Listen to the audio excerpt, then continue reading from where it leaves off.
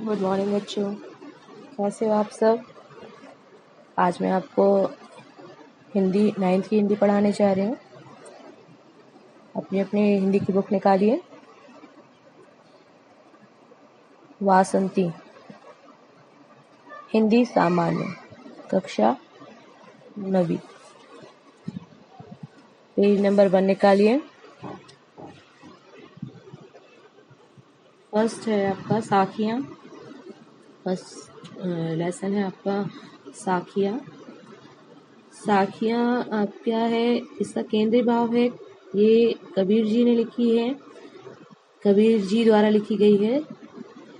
कबीर ने इन साखियों में सज्जनों के स्वभाव तथा उसके द्वारा किए जाने वाले परामार्थ के वर्णन किया गया है। इसमें गुरु की महिमा तथा मानव जीवन के क्षणभंगुरता को स्पष्ट करते हुए मनुष्य के समय पर सचेत होकर सकर्म करने की प्रेरणा साखिया में ही दी गई है।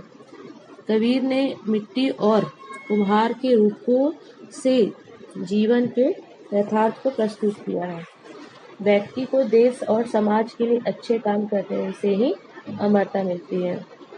इसमें जो कबीरदास जी हैं, उन्होंने साखिया द्वारा सज्जनों के स्वभाव के बारे में बताया है, परमार्थ के बारे में बताया है, गुरु की महिमा के बारे में बताया है, ये सारी चीजें बताई। तो इससे पहले हम जो हमारे कबीरदास जी हैं, उनकी कवि परिचय को पढ़ते हैं।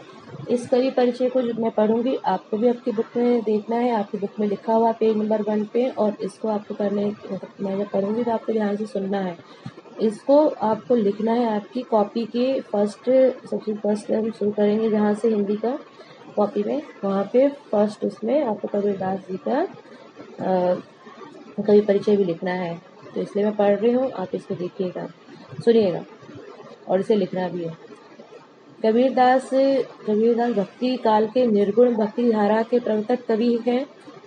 इन्होंने अध्यात्म के माध्यम से निर्गुण ब्रह्म की उपासना की है।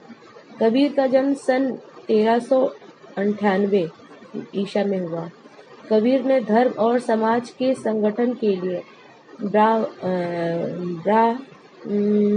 आडम्बरों का विरोध कर प्रेम से समान धरातल पर रहने का एक सर्वमान्य सिद्धांत अपने साखियों और पदों में प्रतिपादित किया है।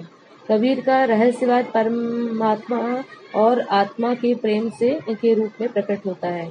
उनकी भाषा साधु कड़ी कही गई है। अलंकारों का आगमन सहजता और सरलता से हुआ है। उनकी उलटबासी की अद्भुत व्यंजना रूपकों और प्रतीकों का समुच्चय है। तो कबीरदास जी का जन्म, कबीरदास जी ने कौन कौन सी रचनाएं लिखी, या उन्होंने उनके व्यंजन रूपक, ये सारी चीजें इनके कवि परिचय में दिया गया है। आपको ये आपकी कॉपी में लिखना है।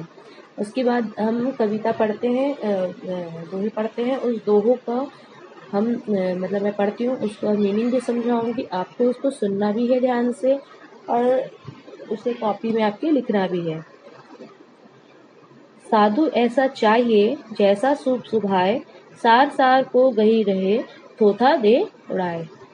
साधु कैसा होना चाहिए?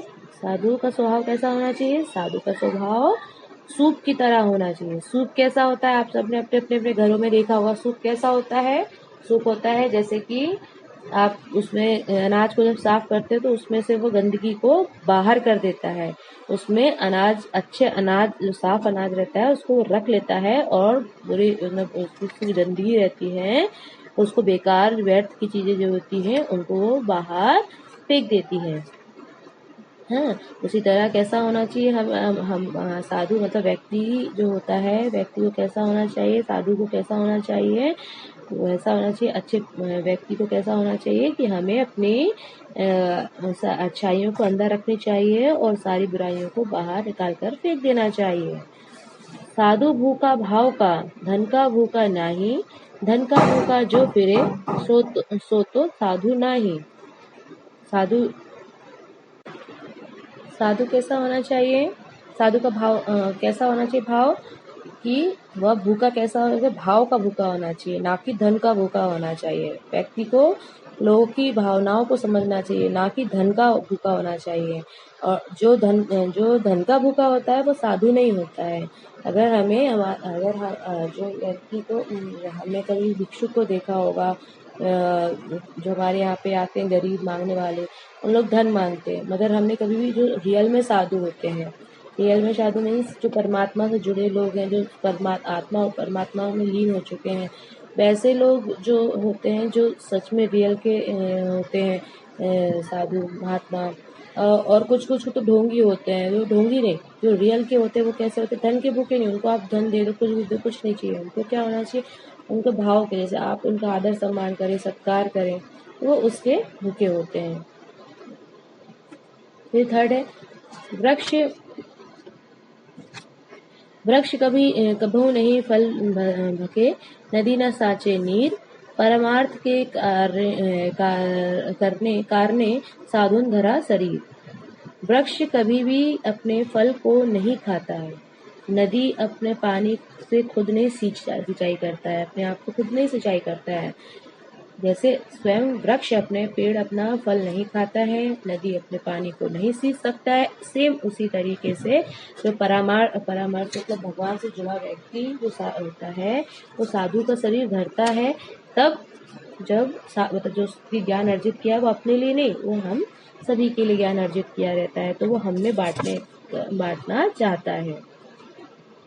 झूठे सुख को सुख कहे, मानत है मन मोद, जगत चबेना काल का, कछु मुख से कहूँ गोद। झूठे सुख की कामना करने वाला मतलब जो व्यक्ति झूठ मतलब सिर्फ दिखावा आडंबर करता है, दिखावा करता है, ऐसा व्यक्ति जो कि मतलब सिर्फ ये चाहता है कि मतलब सिर्फ दिखावा करना पसंद करता है, मोह में रहता है, अपनी अपनी मन की करता है, ऐसा व्यक्ति कभी खुश नहीं रह सकता। सिर्फ झूठ के सहारे में खुश नहीं रह सकता। मगर जो व्यक्ति मन से खुश रहता है, अपनी मन की बातों को स्वयं में सोचता है कि हाँ भाई मैं इतने में संतुष्ट हूँ, मन में संतोष रखता है, अपने कार्य को सही तरीके से कर सकता है, तो ऐसा व्यक्ति हमेशा के लिए अपने मुख से सही बोलता है, सत्य बोलता है, वो हमेशा सुखी रहता है।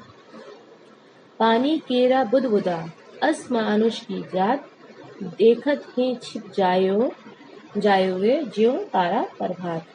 आपने देखा है कि पानी में बुलबुले निकलते हैं, बुलबुले देखे ना, सभी बच्चों ने देखे हैं। तो पानी के जो बुलबुले निकलते हैं, आपने देखा जैसे मनुष्य मतलब जैसे हम उस बुलबुले को या छूते हैं या किसी चीज से वो टकराता है बुलबुला, तो वो फूट जाता है। तो मनुष्य की जात किसकी होती है, मनुष्य किस टाइप का होता है, मनुष्य भी इसी टाइप का होता है।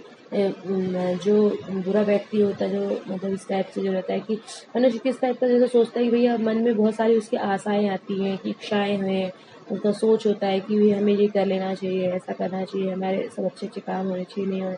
तो ये सब काम वो सोचता तो है, मगर क्या सारे काम पूरे होते हैं, नहीं होते हैं, सारे काम पूरे नहीं होते हैं उनके, कुछ होते हैं कुछ नहीं भी होते हैं, मगर उनकी सोच है। तो मन में नए नए ख्याली पुलाव पकाते हैं, सब कुछ करते हैं बढ़िया, मगर ऐसा जरूरी नहीं है कि वो चीज़ सही हो, मतलब हो उसका पूरा कम हो, उनकी बातें पूरी कंप्लीट हो, नहीं होता है। जैसे कि आपने देखा होगा कि रात में बहुत सारे छोटे छोटे तारे दिखाई देते हैं, वो अनगिनत, मतलब इतने सारे तारे, मगर कभी आपने उसको क्या उन तारों को कभी आपने जैसे देखा होगा, सुबह मतलब सुबह होती है, प्रभात होता है, जैसे सुबह होती है, तो उसमें वो जैसे सूरज निकलता है तो सारे तारे उस सूरज की रोशनी के कारण छुप जाते हैं। उसी तरीके से जैसे कि हमारे जीवन में नए नए चेंजेस आते जाते हैं, हम पुरानी बातों को जो हमारी सोच है हम उनको भूलते चले जाते हैं। रात गवाई सोई करी, दिवस गवाए खाए, हीरा जन्म अनमोल अमोल था, कौड़ी बदले जाए। आपने देखा है कि जो व्यक्ति रात भर सिर्फ सोने को मतलब सोता है, सोने में गवा देता है, दिन को सिर्फ खाने में गवा देता है, सिर्फ खाता रहता है, खाने में गवा देता है, तो और तो कबीर दास जी कहते हैं कि जो व्यक्ति अपने अनमोल जीवन का ऐसा दुरुपयोग करता है, सदुपयोग नहीं करता है, उसका कौड़ी भर की भी इज्जत नहीं रह जाती है, मतलब उसका जीवन कौड़ी भर का रहता है। तो सिर्फ खाने और सोने से मतलब रहता है, वो किसी भी तरीका का नहीं व्यक्ति नहीं रह जाता, आगे नहीं बढ़ सकता है वो, मतलब एक कह लो कि आलसी टाइप का व्यक्ति रहता है। आज कहे कल भजूंगा, कल कहे फिर काल, आज काल के करत ही अवसर जाए सी चाल। कबीरदास जी कहते हैं कि जो व्यक्ति कहता है कि मैं आज का काम कल कर लूंगा, कल का काम परसों कर लूंगा, तो जो आज का काम कल करने का सोच रहा है उसको आज ही कर लेना चाहिए। जो कल का काम मतलब जो हम दूसरे काम को अपने दूसरे दिन पे टाल रहे हैं उसे हमें आज करना चाहिए, ना कि हमें आज का कल, कल पे परसों, ऐसे में क्या होता है कि आज का काम कल के टालने पे क्या हो जाता है, वो अवसर चला जाता है, अवसर मीन्स टाइम चला जाता है, वो टाइम एक बार चला जाता है तो लौट कर कभी नहीं आता है, और वो लौट कर नहीं आने की वजह से फिर हम कभी भी उस कार्य को नहीं कर पाते हैं सही तरीके से, या कर ही नहीं पाते हैं। तो कबीरदास जी का कहना है कि हमें ऐसा अवसर को नहीं गंवाना चाहिए। नेक्स्ट है, आछे दिन पाछे गए, गुरु से किया न हेत, अब पछतावे क्या करे, चिड़िया चुग गई खेत। तो इसमें कबीरदास जी कहते हैं कि हमारे अच्छे दिन पीछे चले गए हैं, हमारे सामने जो भी दिन आता जा रहा है वो अच्छा ही है।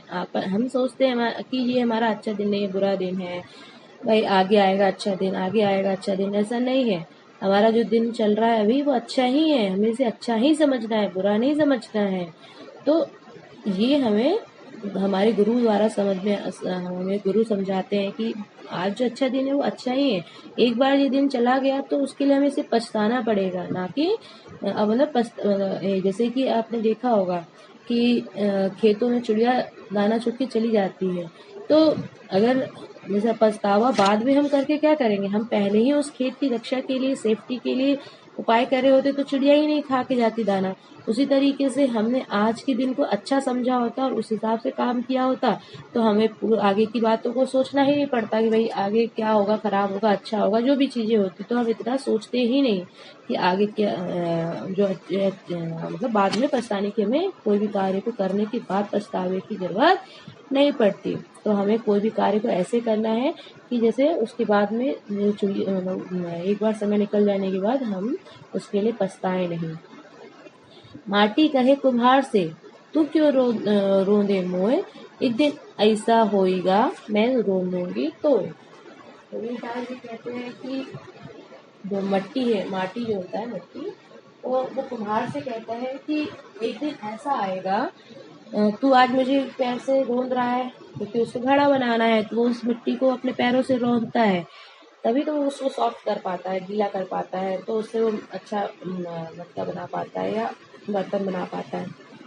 तो वो ये कहता है कि तू आज मुझे रौंद रहा है, एक दिन ऐसा भी होगा कि जिस दिन मैं तुझे रोंदूंगा। मैं तुझे रोंदूंगा मतलब कैसे, जैसे एक दिन ऐसा आ जाएगा कि उसकी मौत आ जाएगी और उसे मतलब मिट्टी के अंदर उसको दफना दिया जाएगा।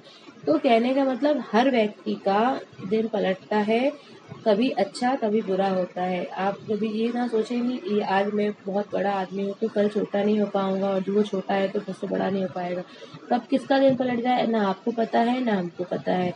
छोटा व्यक्ति कब बड़ा बन जाए, बड़ा व्यक्ति कब छोटा हो जाए, तो हर व्यक्ति का समय बदलता है। इसलिए कबीरदास जी कहते हैं कि सब व्यक्ति को अपने अपने कर्म को सुधारना चाहिए, अपना समय अच्छा रखना चाहिए, हर व्यक्ति को अपना नेचर अच्छा रखना चाहिए।